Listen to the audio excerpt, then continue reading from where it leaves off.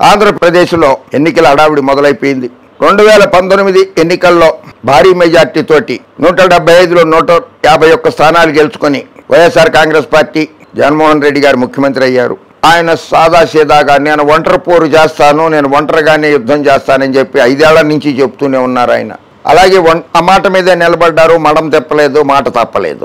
ఆయన ఒంటరిగానే యుద్ధం చేస్తున్నారు, ఎన్నికల్లో పోరాడుతున్నారు, దుష్ట చతుష్టయంతో పోరాడుతున్నారు, పచ్చ మీడియాతోటి పోరాడుతున్నారు, అసత్యాలు సామ్రాట్లతోటి పోరాడుతున్నారు, రంగులు పూసుకునే గాలి సింగ్ ప్యాకేజ్ స్టార్లతో పోరాడుతున్నారు. వాళ్లే కాకుండా అక్క చెల్లెళ్ళు తోడయ్యారు, వాళ్ళు వచ్చారు, వాళ్లతోటి పోరాడుతున్నారు. సొంత పార్టీ వైఎస్ఆర్ కాంగ్రెస్ పార్టీ నుంచి గెలిచి ఎంపీగా నరసాపురం ఎంపీగా గెలిచి ఓగిసలాడి బీజేపీలోకి పోవాలా, పవన్ కళ్యాణ్ సీట్ ఇస్తాడా, మోడీ గారి సీట్ ఇస్తాడా, బాబు గారి సీట్ ఇస్తాడా అని ఆపసోపాలు పడ్డ రఘురామకృష్ణంరాజును కూడా ఎదుర్కొంటున్నారు. ఇన్ని అయిపోయింది, తన పని తాను చేసుకుపోతున్నాడు జగన్మోహన్ రెడ్డి గారు. మొగాడిలాగా ఒక రాజకీయ పార్టీ నాయకుడిగా మేనిఫెస్టో కూడా రిలీజ్ చేశారు. ఉన్న సంక్షేమ పథకాలతో, ప్రస్తుతం అమల్లో ఉన్నటువంటి సంక్షేమ పథకాలతో పాటు మరికొన్ని సంక్షేమ పథకాలు ఇస్తానని చెప్పి కూడా ఆయన హామీ ఇచ్చారు.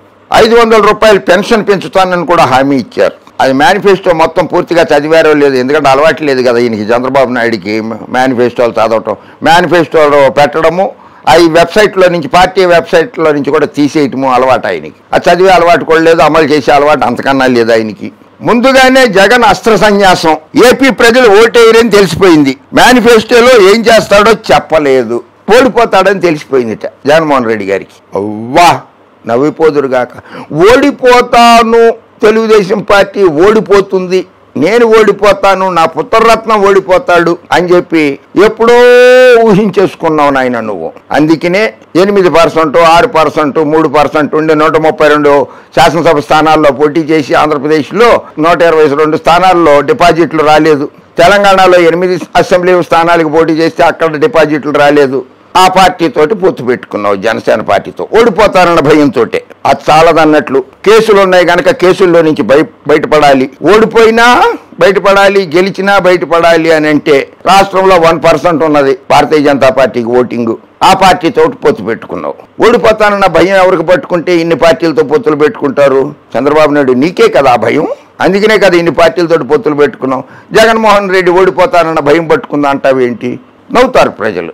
కిమ్ లాంటి మనస్తత్వమే జగన్ది. ఏదో రకంగా ప్రజల్ని ఏడిపిస్తుంటాడు.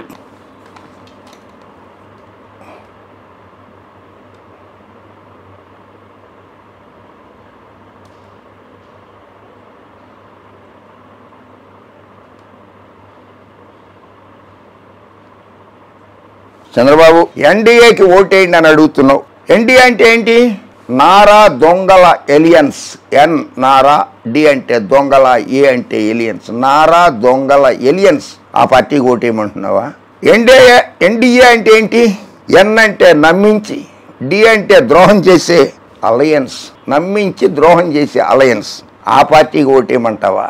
ఎన్డీఏ అంటే nation destroy alliance. Nation destroy alliance. NDA అంటే నేషనల్ డిసీవర్స్ అలియన్స్.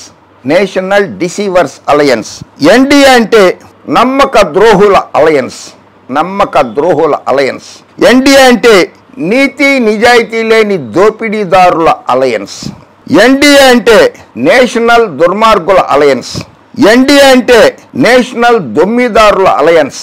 కుల మతాల మధ్య చిచ్చు పెట్టడం, కుటుంబాల్లో చిచ్చు పెట్టడము ఈ ఎన్డీఏ నిజస్వరూపం. బాబు నువ్వు పొత్తు పెట్టుకున్నావు, ఎన్నో మాటలు చెప్పేస్తున్నావు. గతంలో కూడా నమో గారు చాలా మాటలు చెప్పారు. స్విస్ బ్యాంకులో ఉన్నటువంటి నల్లధనాన్ని తీసుకొచ్చేసి ప్రతి భారతీయ పౌరుడి అకౌంట్లో 15 లక్షలు వేస్తానన్నారు. వేశారా? ఆయనతో నువ్వు పొత్తు పెట్టుకున్నావు. 1 కోటి ఉద్యోగాలు ఇస్తాను సంవత్సరానికి అన్నారు. 10 ఏళ్ళు అయింది, 10 కోట్ల ఉద్యోగాలు రావాలి. ఎక్కడిచ్చారు 10 కోట్ల ఉద్యోగాలు? ఇవ్వలేదు కదా. ఆయనతో పొత్తు పెట్టుకున్నావు. జాబు కావాలంటే బాబు రావాలన్నావు. నువ్వు ఉద్యోగాలు ఇవ్వలేవు. దేశ ప్రజల ఆస్తులు అదానికి, అంబానీకి. బ్రిటిష్ వాళ్ళు 200 సంవత్సరాలు పరిపాలించారేమో, వాళ్ళకి మనం బానిసలుగా ఉన్నామేమో, కానీ ప్రస్తుతము స్వదేశీయులైనటువంటి అదానీ, అంబానీకి మనం బానిసలు అవ్వబోతున్నాం. అది గ్రహించు. పోతే పోయింది. కానీ బాబు గారు, రాష్ట్ర ప్రజలు ఏమనుకుంటున్నారో తెలుసా? రాష్ట్ర ప్రజలు ఏమనుకుంటున్నారో తెలుసా? నమో గాలి లేదు. నమో గాలి ఉంటే ఆయన 27 పార్టీలతో పొత్తు ఎందుకు పెట్టుకుంటారు? భారతీయ జనతా పార్టీ చెప్పు. 27 పార్టీల పొత్తు భారతీయ జనతా పార్టీది.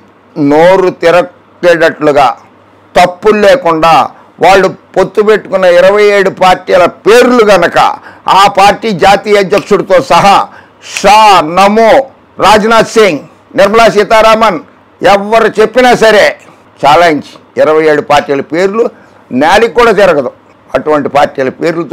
అటువంటి పార్టీలతోటి పొత్తు పెట్టుకున్నారు. నమో గాలి లేదు, నారా గాలి లేదు, బాబు గాలి లేదు, చంద్రబాబు గాలి లేదు, గాలి సింగ్ పవన్ గారి గాలి లేదు. ఓన్లీ ఫ్యాన్ గాలి వీస్తోంది ఆంధ్రప్రదేశ్లో. నారా గాలి లేదు, నమో గాలి లేదు, గాలి సింగ్ పవన్ గాలి లేదు, ఫ్యాన్ గాలి. జగన్మోహన్ రెడ్డి ఫ్యాన్ గాలి వీస్తోంది రాష్ట్రంలో.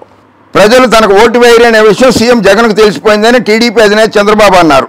అందుకే ఎన్నికలు అయిపోయాక రాజీనామా చేయాల్సి ఉండగా ఇప్పుడే అస్త్ర సన్యాసం చేశాడని ఎద్దేవా చేశారు. ఇప్పుడు ఎక్కడ చేశాడు ఆయన? ఇప్పుడు ముఖ్యమంత్రి కాదా? ఇప్పుడు ముఖ్యమంత్రే కాదు. ఇప్పుడు జూన్ 7వ తారీఖు వరకు 8వ తారీఖు వరకు కూడా ముఖ్యమంత్రిగానే ఉంటాడు ఆయన. కంగారు పడకు. ఏమీ చేయలేనని ఇవాళ జగన్ తన ఎన్నికల మేనిఫెస్టోలో చేతులు ఎత్తేశాడు అన్నారు. పేద ఏడుపులు ఏడ్చాడని ధ్వజమెత్తారు. నాయకుడు అంటే విజన్, పరిపాలనా దక్షత ఉండాలని, సంపద సృష్టించడము తెలిసి ఉండాలని, దానిని పేదలకు పంచిపెట్టాలని అన్నారు.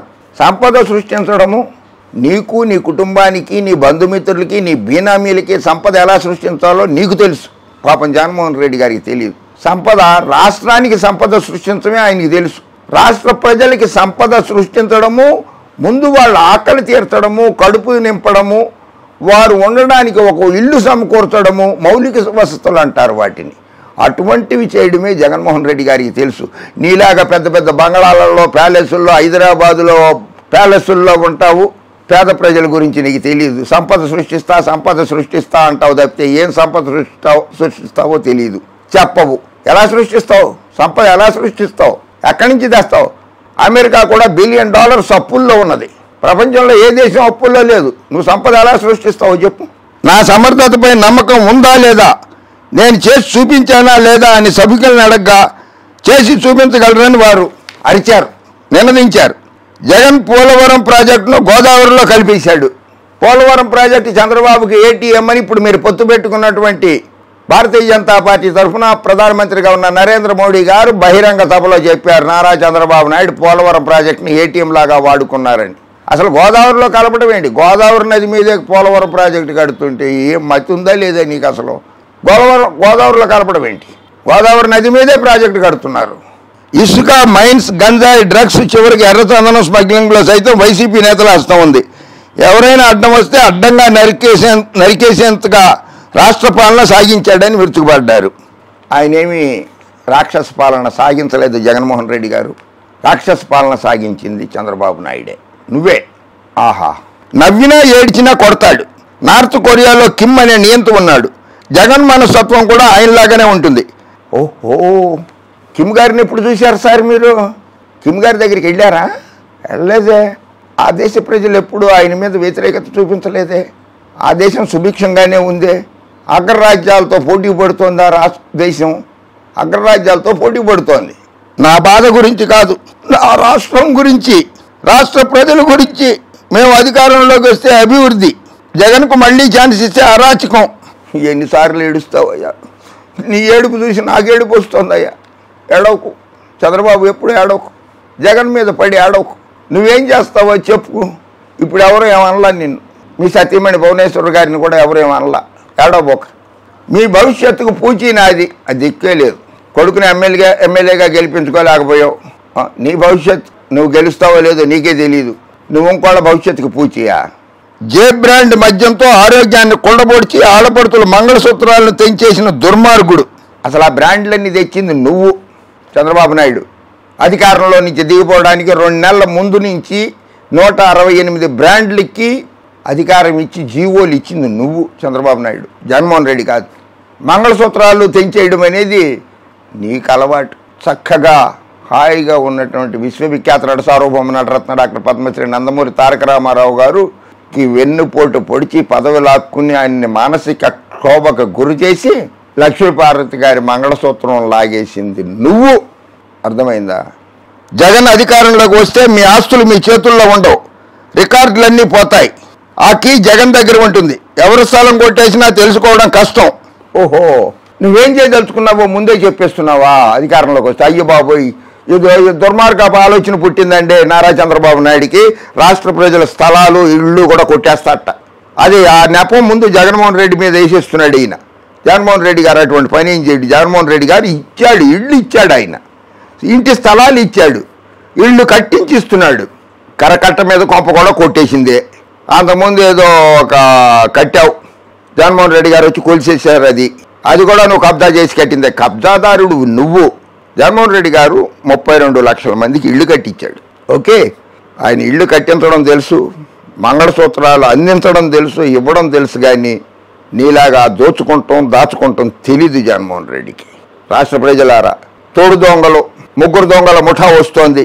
వాళ్ళకు తోడు దుష్ట చతుష్టయం ఉంది, వాళ్ళకు తోడు రఘురాముడు ఉన్నాడు, RRR, వీళ్ళకు తోడు పవన్ ఉన్నాడు. వీళ్ళందరూ నవగ్రహాలు, శనిగ్రహాలు. ఓకే, రాష్ట్ర ప్రజలారా ఆలోచించి దుర్మార్గ రాజకీయం చేసే చంద్రబాబు కావాలా, సంక్షేమ పథకాలు అందిస్తూ రాష్ట్రాభివృద్ధికి కృషి చేస్తున్న జగన్మోహన్ రెడ్డి కావాలా? ఆలోచించుకుని ఓటేయండి. జై హింద్.